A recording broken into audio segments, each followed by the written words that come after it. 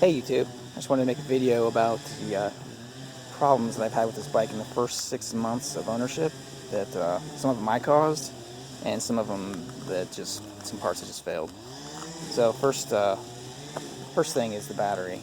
I had to replace the battery. It started dying almost immediately after I got the bike, like within a month, and then for a while I was charging it. It's just not worth it to go that charging around. Just get a new battery. If you're in America, you can just go to Walmart's website, type in your bike type, and they'll tell you what battery you need. And the battery that they sent me was fine. I haven't had any issues with it at all. So it's their Walmart brand battery. I tried to get one from a dealer around here, but they weren't having it. So, and the second thing that failed on this bike was the speedo cable. The speedometer here, this part was working fine. I could see when I turned the bike on and stuff, it was, doing its full sweep and stuff, so it was all powered and working right. But it would start flopping around and stuff when I was driving after a while, like not reading the right speed and just herky-jerky everywhere. And then it just stopped working altogether. So I kind of figured, since, it was still powering up correctly, that it was probably the cable or this unit, like this cable here or this unit here. So I ordered one from a place from England somewhere, like Wemoto or something like that, I can't remember. And they actually sent me the wrong part. You have to order the speedo unit and the cable together, their unit. But I didn't need that, so I didn't actually swap that out. But the part they sent me was from a Himalayan. And that's what I have in here now, and it actually works. So it's a little long, it's way thicker.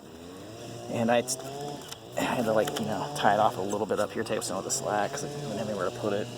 But yeah, it plugged right into the existing speedo unit down here, and into the socket inside the headlight area, and it worked fine.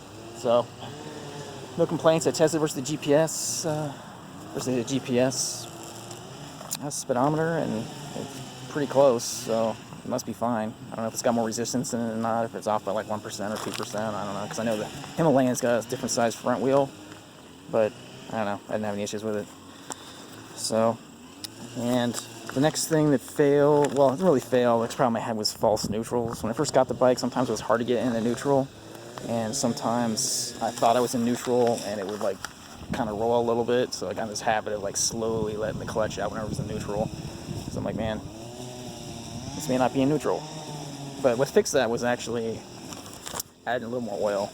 After the first oil change, it was I still had the same problem, and so I went and looked at it, and I'm like, well, let me just try adding a little more oil, because I know it's the same oil in the crank and all that stuff. And sure enough, when you get the oil closer to full, it starts to shift better, and the neutral problem went away. So there's three things that kind of happened to the bike on its own. Three things that I broke these are cautionary tales, I guess. When you're wiring your lights up and putting new lights and stuff, make sure you're covering everything, because I blew a fuse. I had a bare wire exposed, and I touched a piece of metal and blew a fuse out, so my signal stopped working for a while. Put it down in the gas tank, obviously. I made a video on fixing that.